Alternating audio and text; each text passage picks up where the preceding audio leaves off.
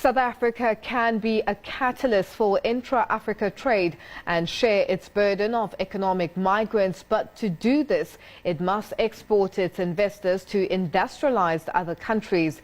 These are the views of speakers, including former Nigeria's President Olusegun Obasanjo, who says the continent should industrialize inclusively.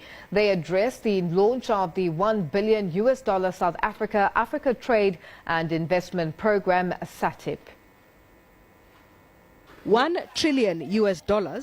This is the potential market that is the African continent, but intra-Africa trade is only 15% of that, or $150 billion. Many South African exporters need country risk support. They need buyer and supplier credit support. All these are not fully available here. The ECIC, the Export Credit Insurance Corporation of South Africa, provides it, but there's a limit to what it can do. Working with us, we can do more. We can make South Africa become or achieve its full potential in terms of becoming the engine of total intra-African trade. Africa Export and Import Bank has partnered with the Export Credit Insurance Corporation of South Africa to make South Africa a catalyst in promoting continental trade. $1 billion has been allocated for South Africa Trade and Investment Program, SABC. It is promoting and is going to be funding on a risk-sharing basis between Export Credit Insurance Corporation, where we are going to be providing credit guarantees, political risk insurance, etc., and Afrexim Bank, who will be providing risk capital and funding, other funding, trade finance related funding, to do things like structured finance, trade finance, and enable South Africans to be able to increase their level of trade with other African countries. Previously, this had not been the case. Mostly, if you look at the patterns of trade, you'll find that 80 to 90% of all our trade as South Africans is with the SADC countries. And what we are saying is that, the market in Africa is much, much more expansive than that. But also key in making South Africa the catalyst and for the country to share the burden of economic migrants is to export its manufacturers and investors to industrialize other African countries. If the developed half of the world is dependent on us to get their raw materials for manufacturing, how is it that we are still poor and cannot compete in international markets? The answer is very simple.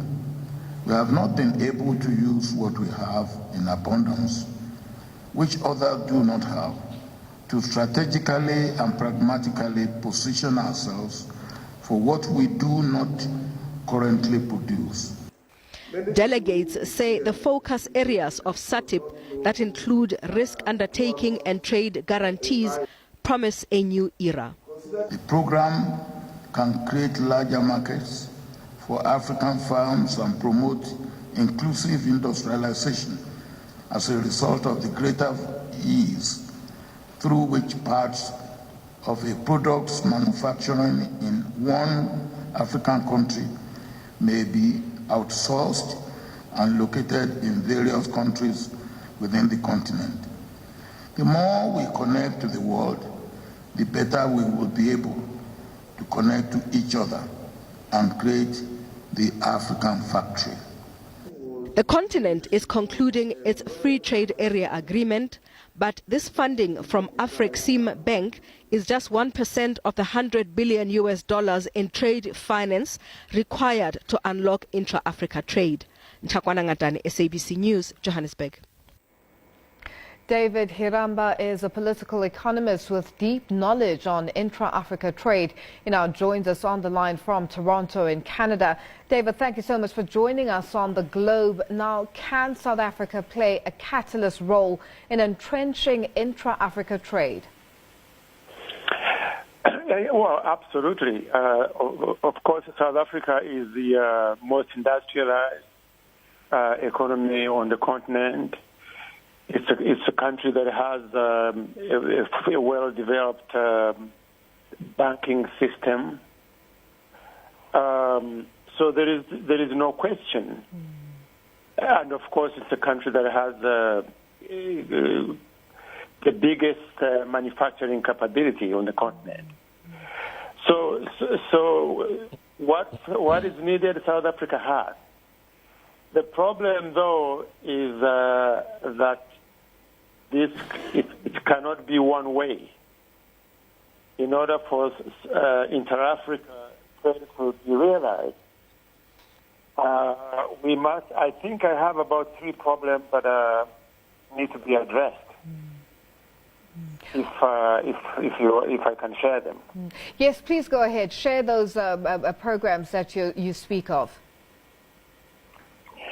Yes, to me, the biggest problem, the main hindrance, the main factor that limits the trade on the continent, which in your program you said that somebody said that 15% of trade is inter-Africa, which is very low. So one of the problems, of course, is political leadership. We still have like a lack of political will to commit to agreements that can free trade across borders. You have, of course, long-term political leaders that have been there for 30 years. You have some conflict areas. And then you have also small trading blocks within each region that are still stuck in there. So that I would say political will is number one challenge we face. Then problem number 2 is that in order for inter-Africa trade to happen, we have these African economies have to have things to trade. Very often they don't really have much to trade. They do very limited value adding. So even though we have a very developed economy in South Africa, it would have to trade with others.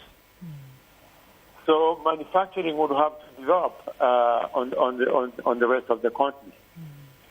Problem number 3 is infrastructure. In order to trade, you need roads, you need railways, you need air connectivity. All these are serious challenges. You still have railways. Where the railways are, they're still old, built in the colonial period. The road network, even within each sub-region. You can imagine, something coming from Johannesburg to, say, Bujumbura in Central Africa. It is hardly, it's going to be a challenge. Now, but having said all that, this is the time for Africa to really walk the talk. Because since independence in the 60s, this has been the talk. So this is the time to do it. Now, David, in terms of the time for doing it, this is the time for action. What needs to be done first? You mentioned infrastructure being a huge, major stumbling block. You mentioned political will. In terms of there's conflict in some countries within the different regions on the African continent. How do we work around those stumbling blocks to ensure that there is a way going forward? As we heard and saw former Nigeria's President Olusegun Obasanjo speaking of the fact that some raw material is taken from the African continent, and a lot of developed economies are making more money from those raw materials by turning them or manufacturing them into very expensive products. For instance, I can put as an example diamonds, for instance, or gold. So how do we work around these stumbling blocks to ensure that the political will is there, issues of infrastructure is rectified, and there's development on the African continent for intra-African trade to work? No, thank you for that question. Really wonderful question. Well, begin with Nigeria, where Obasanjo comes from, where he was, after all, the president. There you have petroleum. Exported, and of course, petroleum companies make trillions of dollars. And yet, there is no processing of petroleum even in a place like Nigeria. So we have the continent then exports petroleum only to import it more expensively, which is very absurd. So the problem again begins with the political leadership on the continent.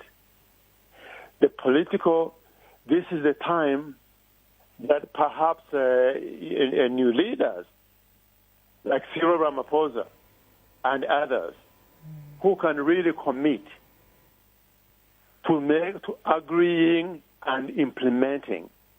The problem with us in Africa is that we talk. Like now, there was this meeting that agreed on this continental Africa free trade. So now, I hate to tell you this, but 1 year will pass, and hardly any of those 58 countries will have signed on. Already, 3-4 months have passed. If my memory serves me right, only 3 so far have signed off. So political will, you see, Lulu, things like infrastructure. Infrastructure can be built. Infrastructure can be built. Manufacturing can be built. So, but the political will is what is hard. You can't impose leaders that are not there. That is where the problem lies. Now, David, very quickly, we are running out of time, but just in wrapping up, the African Export-Import Bank and the Export Credit Insurance Corporation of South Africa have signed an MOU to launch a $1 billion US financing program, and this is to promote and expand investment, between South Africa and the rest of Africa. Is Africa prepared for this kind of venture? Just also bearing in mind that we touched on the issues of infrastructure, and you just mentioned that that can be developed. Political will, there seemingly is some sort of a positive, draws in terms of leaders coming together. What needs to be done? I think that I go back to the question of leadership. Cyril Ramaphosa let me put it this way. The big boys and girls, the bigger economies, if we can get leadership from South Africa, if we can get leadership, which is a leader in Southern Africa, if we can get Nigeria to come on board, a leader in Western Africa, if we can get Kenya in Eastern Africa, a leader in Eastern Africa. If those can drive and persuade other leaders to follow suit and really commit, the rest will follow. I have no doubt whatsoever. David, thank you so much for joining us. We'll leave it there for now. That is political economist David Hiramba joining us via Skype from Toronto in Canada.